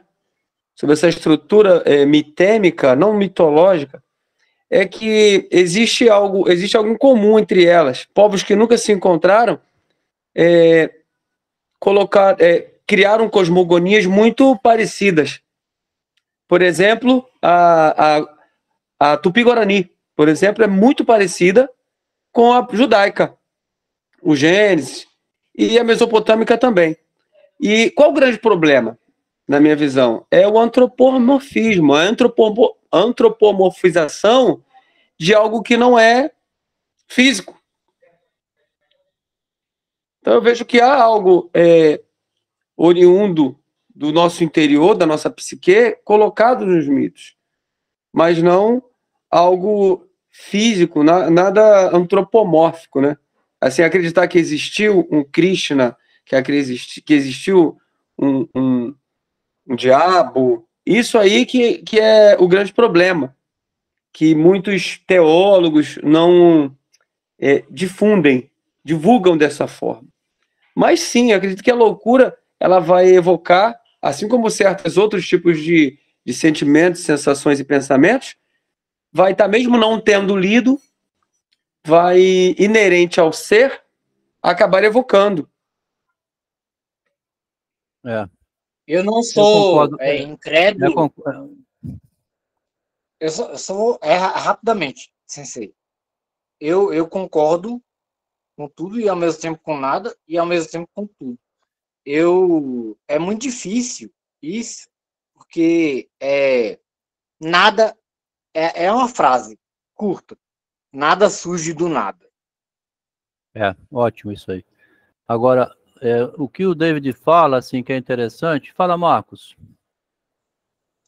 Então, remetendo inclusive à fala do nosso amigo David, é o seguinte, nos Estados Unidos eles fizeram um estudo entre 12 nações indígenas, né, de como que os contos eram transmitidos, né, desde os tempos remotos, muito antes da colonização, né, e o que acontece?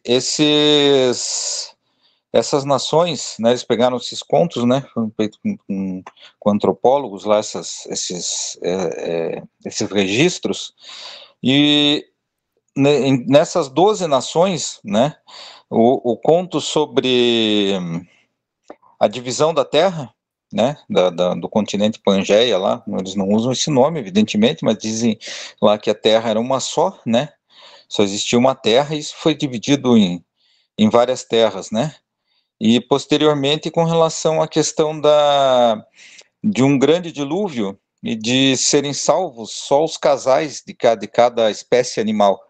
Então é uma coisa que é um conto que está em vários outros partes do mundo, né, em vários outros continentes, se conta da mesma forma, e essa tradição que vem lá dessas 12 nações indígenas são contadas da mesma forma, né, sendo que elas, em teoria, não deveriam ter tido contato, né?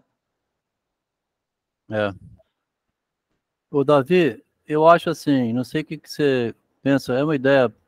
A gente leu isso no Avatar, lá do Théophile Gautier, o Avatar como a alma, como o espírito, como o eu, como a imagem de si, que migra de um para o outro.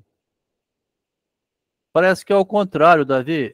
Eu não sei como é que nós não sejamos todos esquizofrênicos e loucos, porque quando você adquire o eu lá aos 5, 6 anos de idade e sai representando o mundo, conseguiu entender que você é um ser humano que para atravessar a rua tem que se cuidar, tem que limpar a bunda, tem que... essas coisas que vira o ser humano, um menininho de 5 anos, como é que ele consegue? Porque tudo que ele escutou antes do batismo, do nome, aquela confusão toda de linguagem, assim que nasce um eu, nasce mais um Deus, um criador de mito, né? Assim que nasce mais um eu, nasce mais um criador de mito. O Lacan tem um livrinho chamado O Mito Individual do Neurótico. O neurótico seria, então, um homem que, igual meu pai, né, que inventou um mito dele, né? Ele quis publicar um livro, meu pai, não sabia nem ler. Como é que um homem que nunca foi ao cinema, nunca leu um livro, ele não sabe nem o que é uma ficção, ele falou uma frase assim, ele escutou falar, né, de alguém, sei lá, copiou, né? Ele falou assim, se eu escrevesse a minha vida, daria um romance. Ele tinha um mito dele para contar, né? 8 filhos formados aqui na UFES, um homem que não sabe ler, um comerciante italiano. Então, parece assim, que quando adquire um eu, que compreende que tem uma responsabilidade no mundo depois dos 5, 6, 7 anos de idade, nasce mais um sujeito que vai fabricar mito. Agora, é interessante que não sejam todos doentes mentais igual aqueles esquizofrênicos, porque ele escutou tanta coisa antes. A mãe diz que bate, outro diz que vai para o céu, quando morre vai para não sei aonde. Qualquer menino em qualquer tribo, como você falou, né? A gente estudou aqui na psicologia os maias, estuda a antropologia, né? Em todo lugar que tem uma tribo, tem o doente mental, tá? Tem um louco, né? Tem o pajé, tem o padre, tem o cacique, tem o chefe geral, tem a mulher, tem um parto, né? Que é sempre um problema sério, o parto de um bebê, nas tribos também. A mãe tem medo de morrer, vai nascer um tamanho de um bebê no meio das pernas dela, né? Todos aqueles rituais que fazem dança para ver se apazigua a loucura. Quer dizer, é até estranho que os animais humanos que adquirem linguagem não sejam todos eles loucos, assim, de ficar... Igual eu estou contando essa mitologia toda aqui, não estou parecendo um doente mental, não, agora? Falando dessa fabricação minha, não parece um esquizofrênico? Porque qualquer um pode inventar, entende? Porque também acho que vem do... Parece que ela sempre vem do passado, né? Tem vários escopos e prismas sobre isso, mas quase sempre que essa loucura vai ser exposta, ela vai estar sendo evocado um passado. E geralmente um passado de 5 mil anos, 10 mil anos atrás, 150 mil anos atrás, nunca tem a ver com agora, com hoje. Uma vez eu falei até na palestra, se existe um Deus, ele tem que estar agora, na linha temporal que a gente se encontra. Senão não faz sentido nenhum ficar aqui falando de como a coisa era 5 mil anos atrás. Mas parece que toda essa questão mitológica só tem a ver com o passado. Então já é uma loucura realmente, é uma esquizofrenia. Você está num mundo onde não existe. Davi, mas esse passado, que seria 5 mil anos, não são os 5 anos que a criança viveu, não? A mãe manda para tirar meleco do nariz, psia o cabelo, toda essa loucura. Meu filho fica em pé direito. Né? Você está comendo, senta direito aí. Todo esse mito que esses 5 anos, são aqueles 5 mil anos lá para trás. Fala, Márcia, que quer se manifestar. É que eu acho interessante, né? É que, por exemplo, Deus Sol, né, que vem desde daquelas tribos primitivas, né? Ele vem chegando, né, até a Jesus, por exemplo, né, que é representado com a auréola, né? Então, assim, estou falando desse mito que é uma coisa que a pessoa vê, né? Vê o sol, aquilo que não entende. Tá dando para escutar? Mas, Márcia, você está dando sim para entender, mas você traz uns mitos muito interessantes dos seus 2 netinhos aí, o Pedrinho com 4, 5 anos e a menininha, a irmã dele, a Sara. Delmo, o Pedro falou aqui que aí começa a falar. Ele inventa mito. O Pedro, que tem 5 anos de idade, fica inventando mito. Foi muito interessante. Fala, Márcia, desculpa. interessante porque o avô estava para morrer, né? Eu falei para ele, né?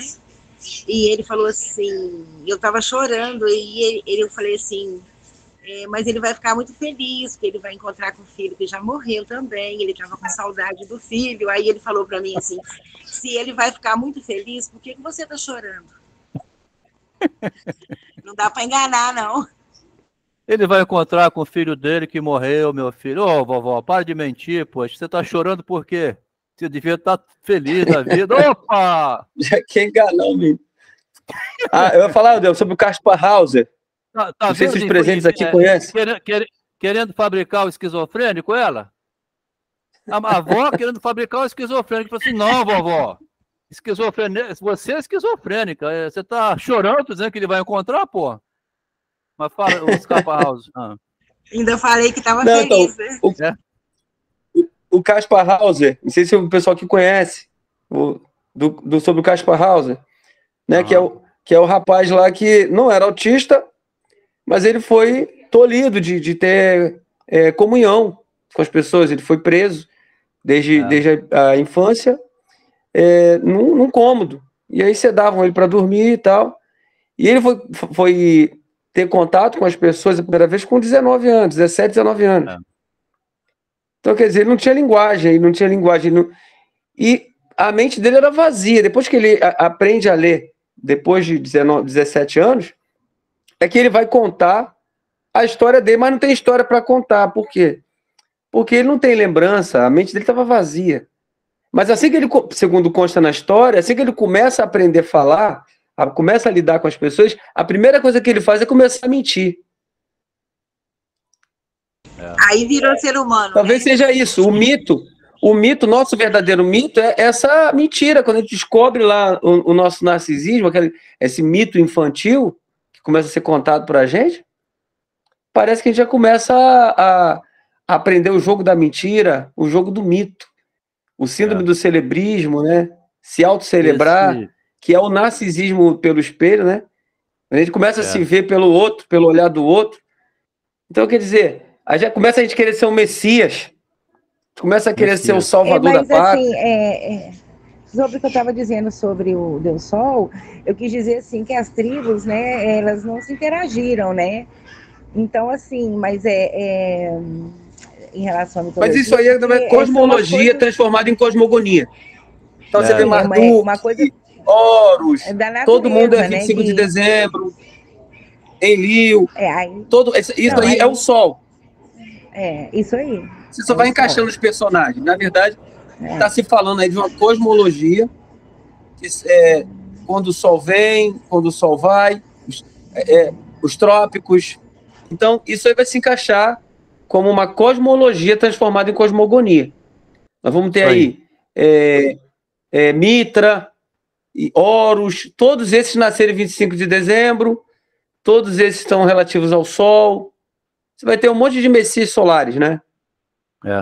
Até esse termo, aqui nós vamos ver o Messias Jung e o Messias Freud, né? São dois messias agora que vão divergir, cada um na direção. Esse enigma do Kaspar Hauser, Davi, é um enigma, né? Tentaram dar algumas explicações. Uma delas é que, naquela época, nasceram dois gêmeos e eles foram criados juntos. Eles eram irmãos, na verdade, não sei se eram gêmeos. Tinham dois irmãos, família nobre. Eles tinham a linguagem.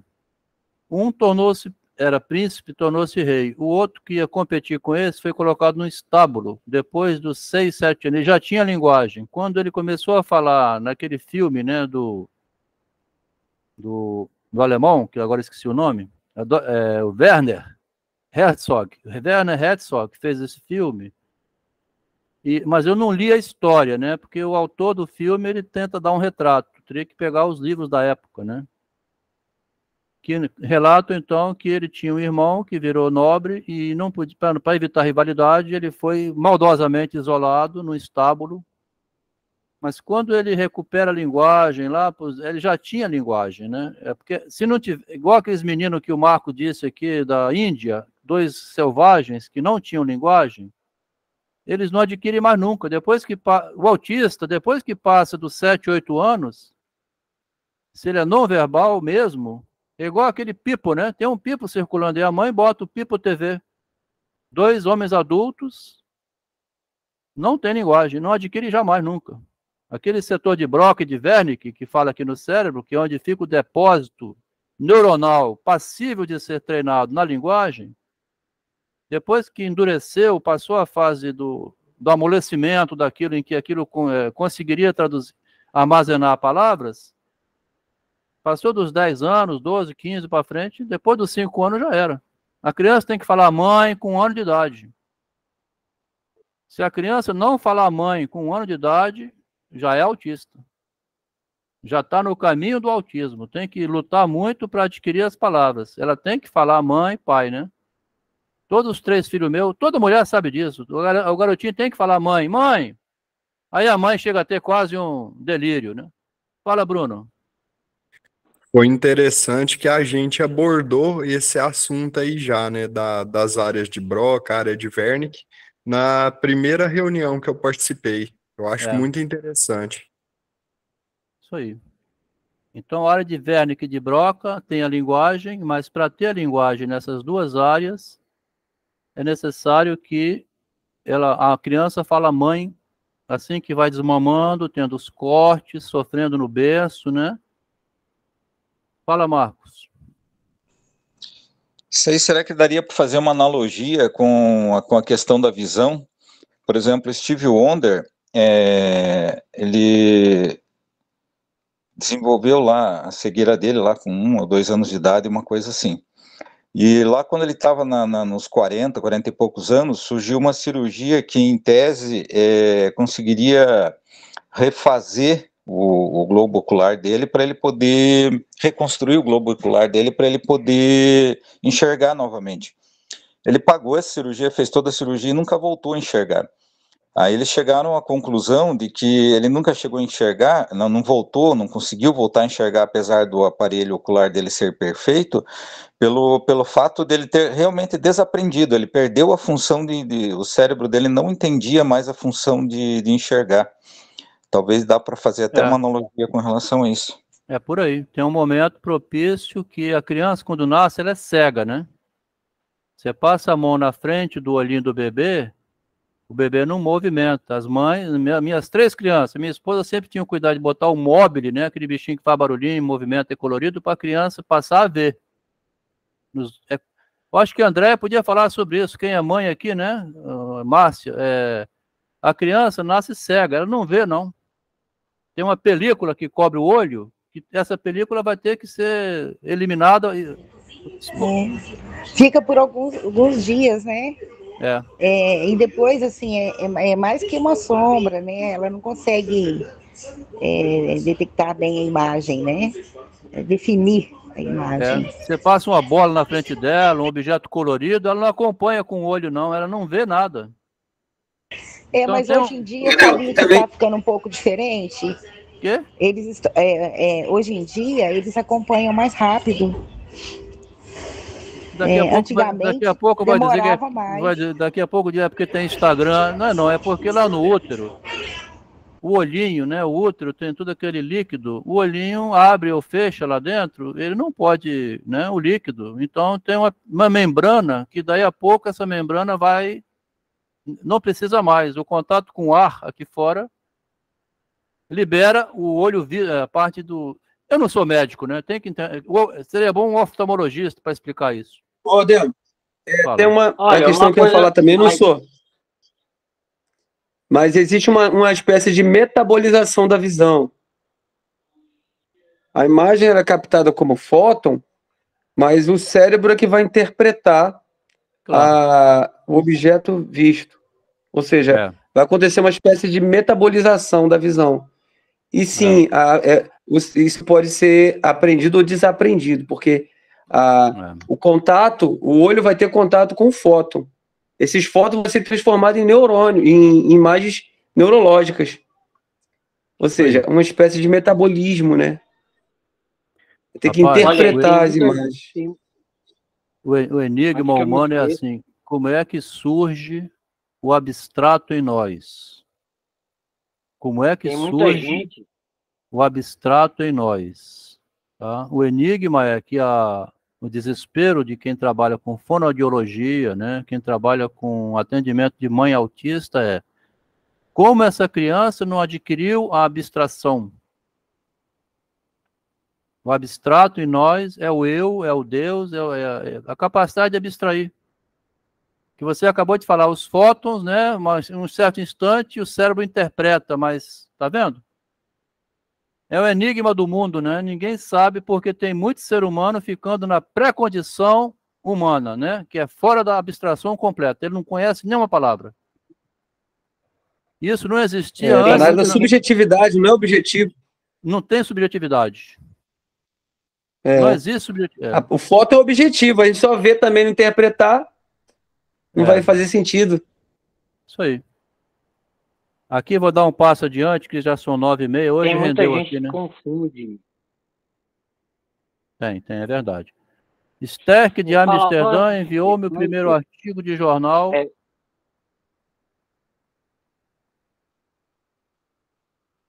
Vamos continuar?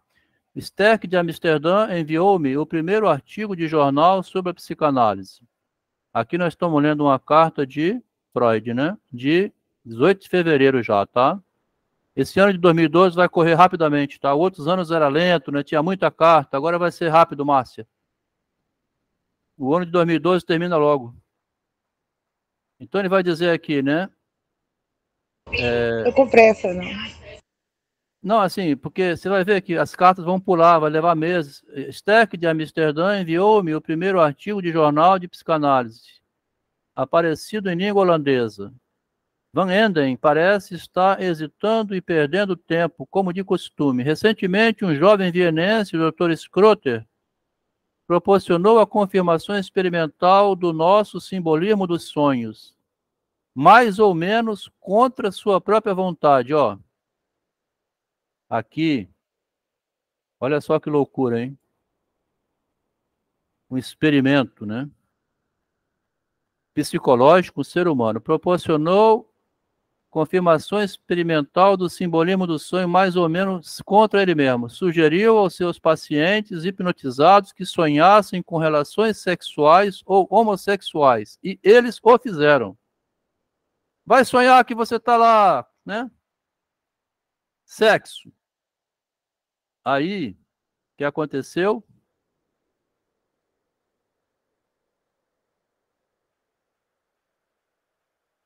Sexo. E eles o fizeram.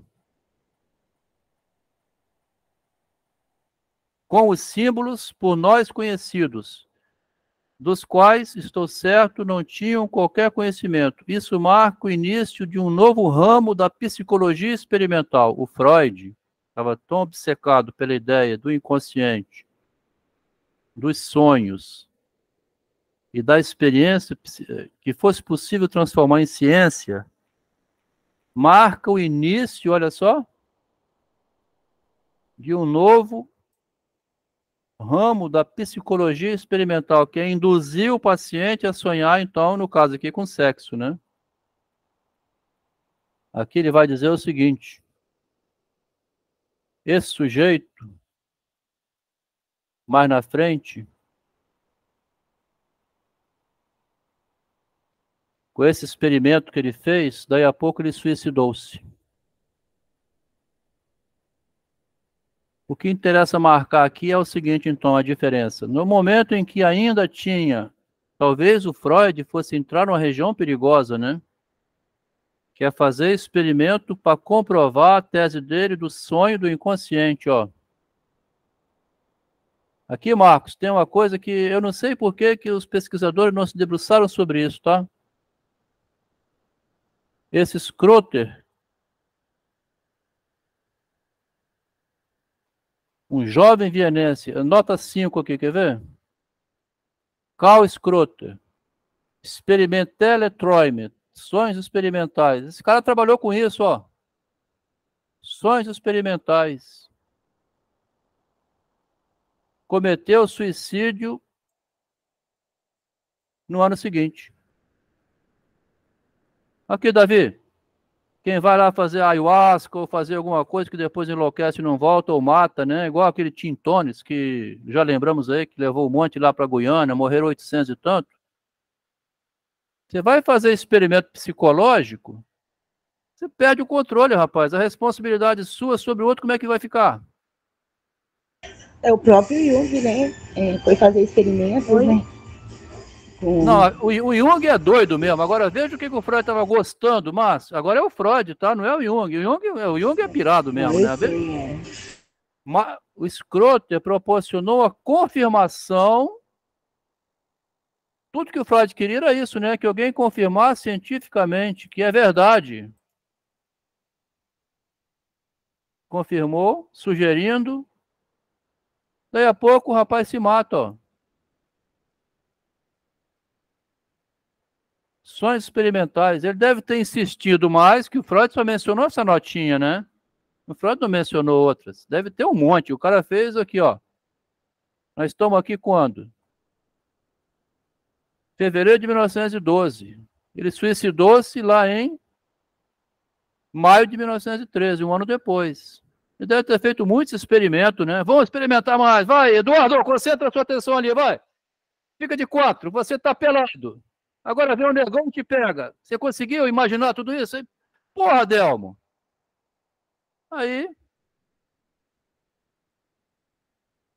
a fantasia virou realidade demais. E o cara se matou, né? Então, eu estou falando aqui o seguinte, se não tivesse tido essa divergência, parece que as pesquisas do Freud, foi até sorte ter esse ano aqui ter essa ruptura, e o Freud descobriu o narcisismo e salvou, tá, dele entrar naquele laboratório de Mengele lá da Segunda Guerra Mundial, que aquele cientista alemão começou a fazer experimento com o ser humano. A Segunda Guerra Mundial, os médicos adoraram ela, porque foi quando mapeou o cérebro, né? Enfiava uma agulha aqui no cérebro do cara e mexia um braço e falava assim, mapeou o cérebro, ó, o braço é... Fala, Freud. Tirava o olho, né, o olho direito, colocava no como é que fazia, Márcio? para ver se havia essas experiências macabras. Tirava o olho direito, botava no esquerdo, né? Foram coisas horríveis. Coisa assim. Então o Freud estava querendo entrar em experimento psicológico com o inconsciente. Por sorte do Freud com Jung, essas pesquisas foram interrompidas porque começou a puxar para uma escola diferente da outra. Quer ver aqui, ó? 25 de fevereiro de 1912. Jung, né? Caro professor Freud, muito obrigado por sua amável carta. Estou muito interessado na confirmação experimental da análise de sonhos. Onde é que pode ler sobre o assunto? Aqui. Um mais doido que o outro. Vamos fazer análise experimental de sonhos. Onde é que eu posso ler sobre isso, Freud? Há pouco, a contar de Zurique, quase nada agradável. Vou marcar bem isso, porque eu acho que isso aqui foi o último momento em que tinha pesquisa científica, porque daqui para frente eles vão só brigar, tá? Há pouco, a contar de Zurique, quase nada agradável. Pfister disse-lhe, sem dúvida, como as coisas estão indo mal para ele. Pode até perder o emprego. Temo que ele seja... Emprego de pastor, tá? Temo que ele seja demasiado otimista e confiante, apesar das advertências. Os nossos adversários da psicanálise estão acostumados a atacar os pontos vulneráveis. E um dos pontos fracos na nossa armadura é o Pfister. O pastor Oscar Pfister é um ponto fraco na nossa armadura psicanalítica. A quem pode ferir espalhando boatos. Essas pessoas são como insetos que evitam a luz, né, o iluminismo. Os estudantes estão se comportando esplendidamente bem. Recentemente falei a cerca de 150 estudantes sobre a psicanálise, com grande sucesso. Aqui o Jung vai começar a contar muita marra assim, psicanalítica, tá? Uma novidade mais digna de nota é a fundação de uma organização leiga de psicanálise. Tem aproximadamente 20 membros e só pessoas analisadas são aceitas. A harmonia entre os seus membros é ruidosamente aplaudida. Eu próprio ainda não compareci a qualquer reunião. O presidente é membro da Sociedade Psicanalítica. A experiência parece-me interessante do ponto de vista da aplicação social da psicanálise à educação. Aqui. A psicanálise se alastrando, né? Ô, Acho que não Adelmo, estou errado. pela própria vaidade deles, né?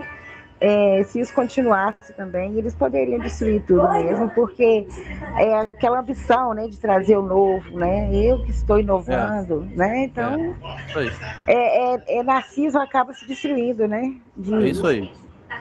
De tão longe que ele quer ir. De tão longe que ele quer ir, acaba se destruindo. Aqui o Jung, ele vai investir tudo que ele pode para ficar famoso na Suíça. Ele falou que tinha dado palestra para 600 pessoas, agora falou para 150 estudantes, tem uma turma de 20 membros, criou uma outra sociedade, ele está assim, tentando espalhar, ficar forte, né? Ficar forte. Acho que não estou errado ao suspeitar que o senhor tem um certo ressentimento do meu desleixo na correspondência. Parei de escrever, tá? Nesse aspecto, meu comportamento é de fato um tanto irresponsável, na medida em que permiti que toda a minha libido se consumisse no trabalho que eu escrevo meus livros. Por outro lado, o senhor não precisa ter qualquer preocupação quanto à minha prolongada e invisível estada na nuvem religiosa libidinal. Eu lhe diria, de boa vontade, o que está acontecendo lá em cima, na nuvem, e se ao menos soubesse como registrar numa carta. É fundamentalmente uma elaboração de todos os problemas que resultam da libido do incesto materno, ou melhor, da imago materna, catexizada pelo libido. Desta vez aventurei-me a tentar resolver a mãe. Olha que loucura aqui, você consegue resolver a mãe? Assim, o que está me mantendo escondido, ó, eu estou escondido por quê? É a Kraftgines, descida aos infernos, ao reino das mães. Ir ao reino das mães é ir aos infernos. Olha só, Márcio. Onde, como sabemos, Teseu e Peritos ficaram paralisados, presos às rochas. Foi tentar decifrar a mãe, coitado, virou pedra, né? A seu devido tempo, porém, subirei novamente. Vou aparecer de novo na superfície, Freud. Estou mergulhado lá no Hades. Adelmo, você pode voltar aí um pouquinho? Voltar? Só um pouquinho, quando fala aí da mãe, primeira vez. Ele quer resolver a mãe. Resolver a mãe. Aventurei-me a tentar resolver a mãe. Desta vez, aventurei-me a tentar resolver a mãe. Alguém resolve a mãe? Ô, Eduardo, você consegue resolver a mãe? A mãe quer dar de mamar, a mãe quer... Quem resolve a mãe, hein?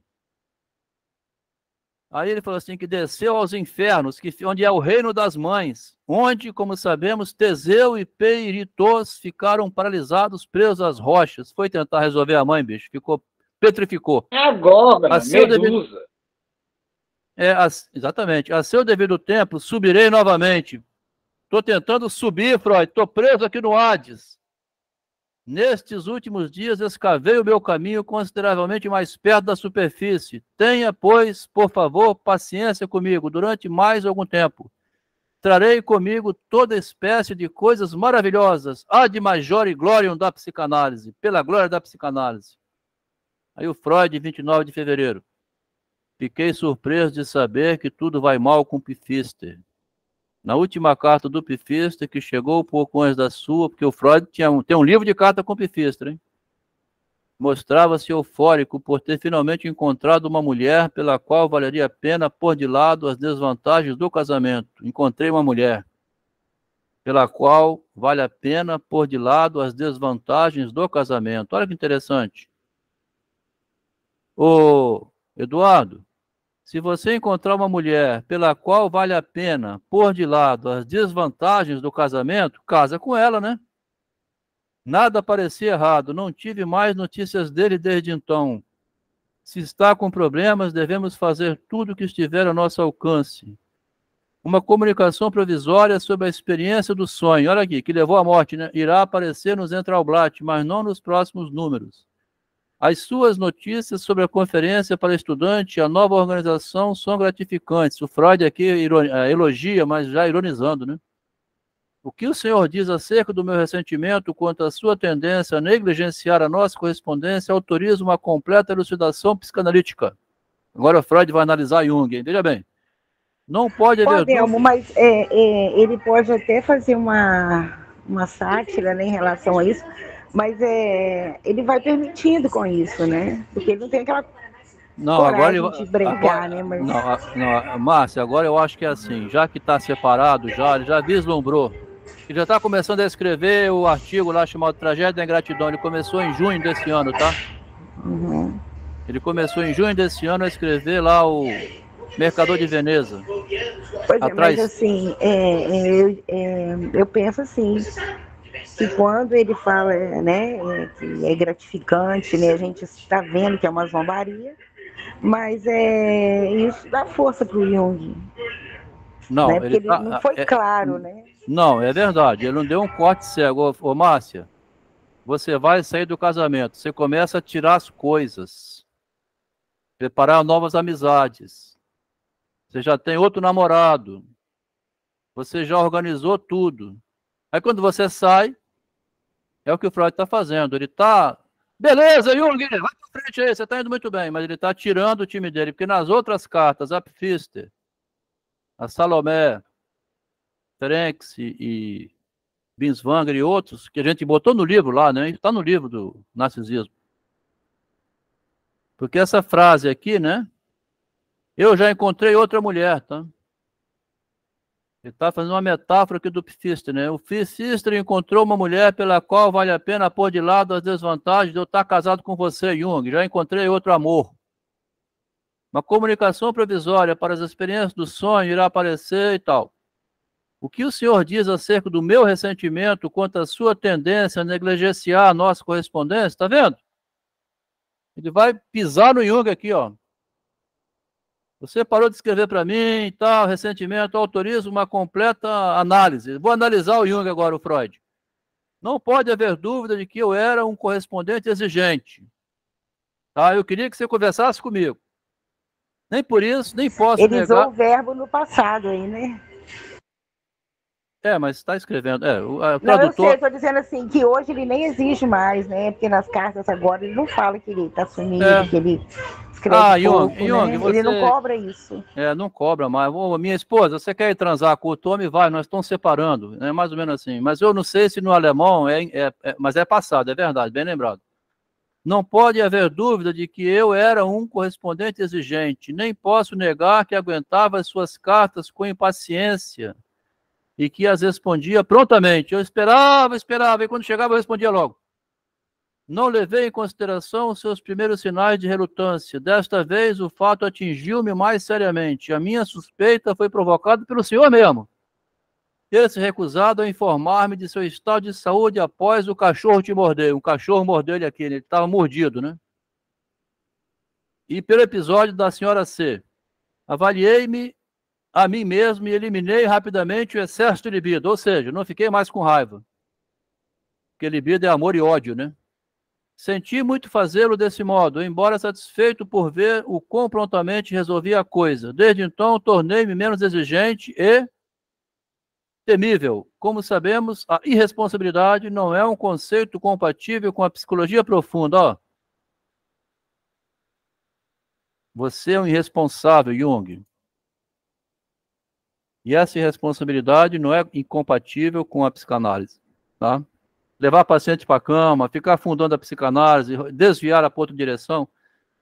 Mas seria um golpe severo para todos nós se o senhor tivesse de tirar da associação a libido que necessita para o seu trabalho. Tá vendo? Se ele tiver que tirar da presidência a libido para investir nos livros dele, seria um golpe. Tenho a impressão que atualmente a organização não está funcionando de forma adequada. O Freud aqui deu um esporro no Jung, né? Olha aqui. Jung, você não está tomando conta da psicanálise. Os grupos nada sabem um do outro, não há contato entre os grupos. A razão é que o órgão designado para promover tal contato, que é esse jornal, né? Que é o jornalzinho de correspondentes, nada faz. Só apareceu uma vez desde o Congresso, e enquanto o Centralblatt vai para a gráfica com o meio de antecedência, a próxima jornal de correspondência não poderá ser de abril. Todos os meses deveria oferecer relatórios para a atividade dos grupos locais e a mensagem do presidente. Tá vendo? Ele não ocupa o lugar de presidente, o Jung, né? E deveria proporcionar informação acerca dos destinos da psicanálise em todo o mundo, ó. É um presidentezinho que não é presidente de nada, então, não é igual o Biden lá, ou então o Lula aqui, e passear o tempo todo com a namorada, né? Engraçado que em 92 tivemos um presidente assim, era o Collor de Mello. Ele ia para a Mata Amazônica, tinha uma moto gigante, ele botava a mulher dele na garupa e ia namorar no meio andar de moto naquela transamazônica. Ele queria se divertir.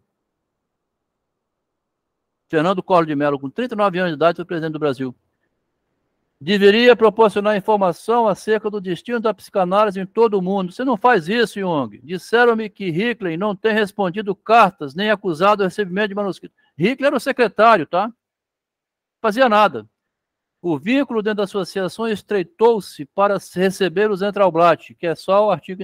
Ainda assim, acreditamos que a organização seja necessária. Fizemos sacrifícios e indispusemos-nos com pessoas com a finalidade de estabelecer nossa organização.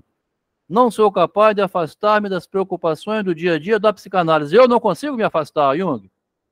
Na medida em que planejei, quando fundamos a associação e propus Adler como presidente. Mas estou menos preocupado com o presente do que o futuro. Agora minha preocupação é o futuro, tá, Jung?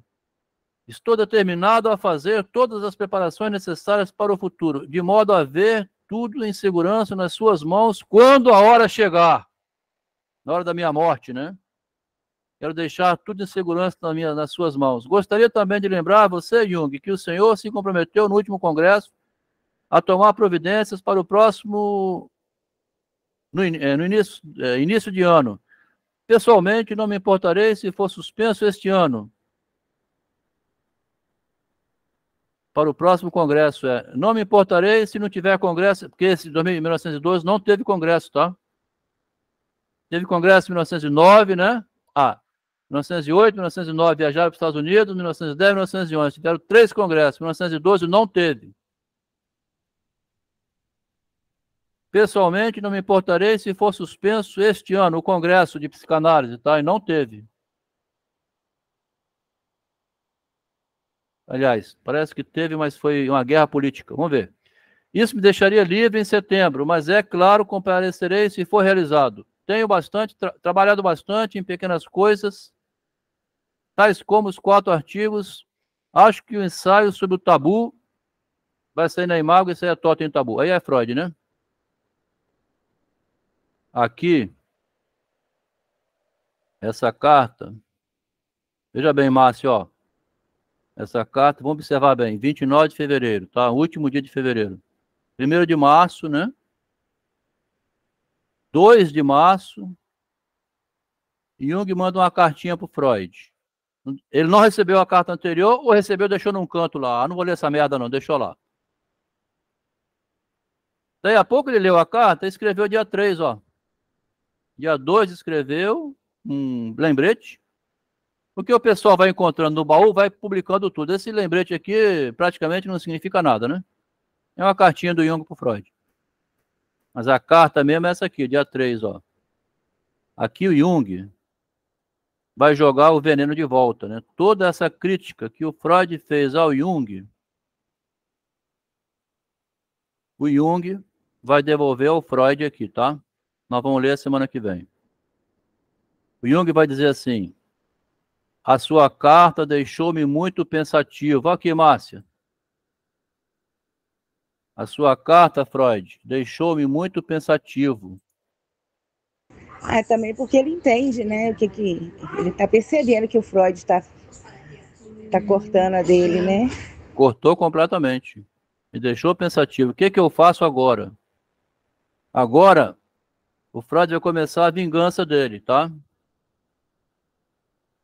Então a gente vai ler esse ano aqui, 2012, começou em março, é um ano curto esse, tá? A gente vai ler as cartas, com mais uns 4, 5 encontros, termina.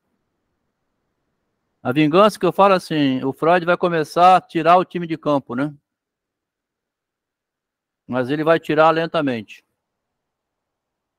Porque o Jung ficou pensativo com a bronca que o Freud deu por ele não assumir a presidência da psicanálise.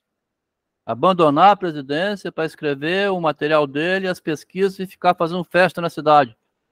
Um congresso para 600 pessoas, mais um outro, e ficar aparecendo demais como sendo ele agora o grande psicanalista, né? Que o Freud já estava confessado que ia morrer daí a pouco, né? Preocupado com a morte. Então, nessa parte final, vai ser aquela parte meio melancólica, né? Que até antes tinha muita teoria. A única coisa que teve de teoria aqui que poderia ser interessante era esse experimento com sonho, que acabou resultando em morte. Mas o Freud não, suspendeu isso aí, não continuou, não. O experimento que comprovaria o inconsciente na prática, né? Agora, a gente não precisa fazer muita coisa para ver o perigo do inconsciente na prática. Se você quiser fazer esse experimento psicológico com o ser humano e deixar ele louco, mesmo que o Freud interrompesse isso naquela época, é como se tivesse continuado, porque existe até hoje, né? Aquele experimento chamado gaslight, né? O gaslight é uma maneira de enlouquecer alguém. Bom, vamos deixar aqui então, tem mais uns 15 minutos para encerrar, vou suspender aqui hoje, né? A leitura é densa, né? A leitura é pesada, a leitura é densa, os colegas vão escutando, não comentam, né? Eu já cheguei um pouco perto desse experimento. Eu não vou comentar agora, não. Uma coisa que eu queria dizer, inclusive, não, só um instante. Beleza. Aqui tem um colega albino, né, que pela primeira vez apareceu aqui para escutar um pouco. Tem a Maria Silva, né, que eu acho que é nossa colega. Tem a... Quem permaneceu até o fim foi o albino, né?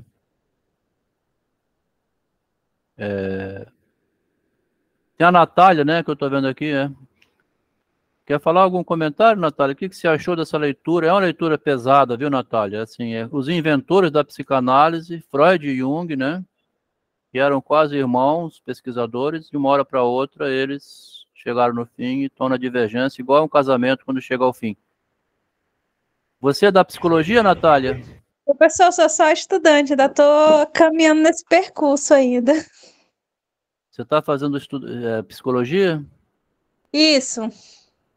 Está em que ano agora? Estou no 7º já vi um pouco dessa história e fica naquela ainda de você se reconhecer, né, na abordagem, ainda estou tentando me encontrar na abordagem, assim, a gente vê todos, né, ainda não sei ao certo qual caminho que eu quero seguir ainda. Entendi. Eu vim da engenharia, Natália, voltei para psicologia em 2004, fiz um curso completo de psicologia. Essa abordagem que você fala é o que a gente vê no curso de psicologia. Tem muitas formas diferentes de tratar o ser humano, eles dão o nome de abordagem. Agora, a psicologia que existe, e foi a primeira delas, inventada pelo Freud, que não existia nenhuma antes, na verdade, se fosse dizer bem claramente, psicologia humana existe uma só, que é a psicanálise, né? Naquela época que o Freud inventou a psicanálise, Natália, os psiquiatras, com medo de perder paciente, porque não existia psicologia dentro da medicina, eles, com medo de perder mercado, criaram uma sociedade psicoterapêutica entre os médicos, comandada pelo Kraepelin e o Forel. Os dois grandes criadores da psiquiatria ficaram com medo de a psicologia da linguagem, que estava entrando na medicina, tomar pacientes deles. Então, as duas ramificações que tinha lá no início era a psicoterapia do Forel com o Kraepelin, que é os criadores da psiquiatria, né? E do outro lado, o Freud, que inventou uma psicologia dentro da medicina. Depois disso, a psicanálise gerou muito filhote, né? Muita ramificação, mas psicologia mesmo, se fosse dizer, não é defendendo aqui a psicanálise, que eu já estou fora dela, né? Eu não sou mais psicanalista, hoje eu estou trabalhando com literatura. Se fosse ser honesto mesmo, se quiser acompanhar o estudo da Lígia na quinta-feira, ela é uma psicanalista, uma psicóloga, uma escritora brasileira, tá? Todos os contos dela são psicanalíticos. Ensina mais psicanálise estudando a Lígia do que fazer curso de psicanálise, de psicologia em qualquer lugar. Impressionante isso. Todos os contos dela são relações psicológicas entre as pessoas. Como é que você dá a pernada no outro, como é que você sobrevive a um golpe. Tá? Tem um continho que a gente vai ler na quinta, que é o do cachorrinho. Um garotinho adotivo, ele vive num ambiente hostil para ele, com um cachorrinho, e ainda a mulher ainda toma o cachorrinho dele, ele tem que sobreviver com a perda do cachorro. faz uma maldade com ele. Quer dizer, o que a Lígia mostra é assim, você tem que ser muito forte para nas derrotas você não enlouquecer e não sucumbir. Eu estou fazendo aqui. Sensei, eu vou dar boa noite para todo mundo e vou recomendar um sujeito muito sábio, que é um cientista de neurologia, é Miguel Nicolali.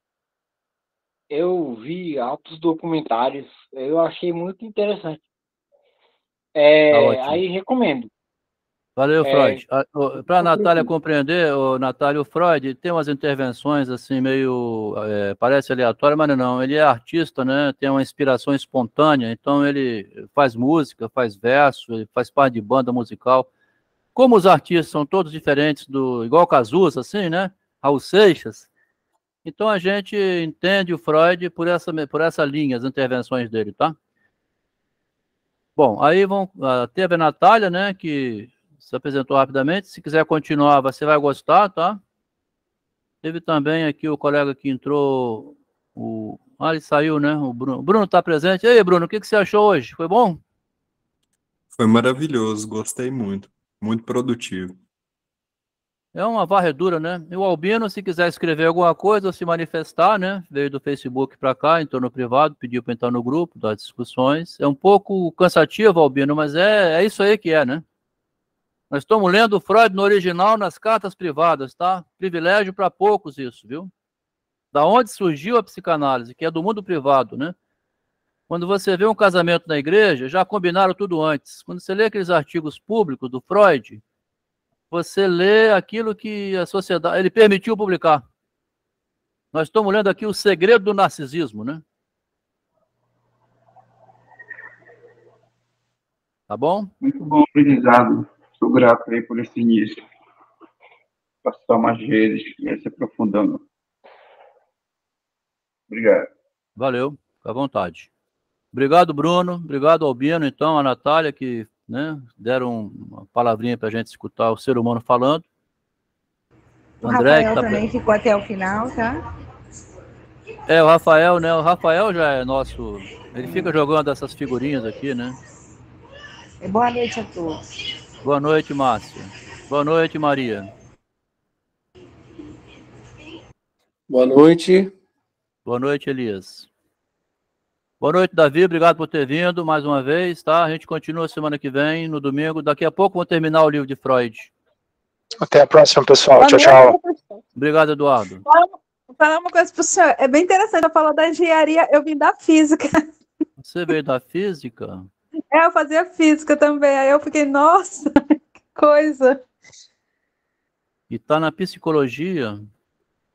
Porque eu quase surto lá. Eu fui para psicologia. Quase surtou lá na física? Eu não, vou para psicologia, que é mais tranquilo. Que bom. Você tem que idade, Natália? Tenho 38.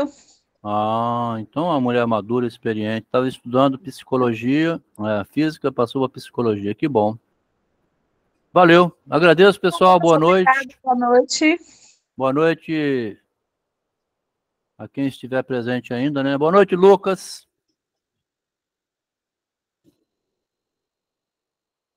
Boa noite, colegas. Valeu, Lucas.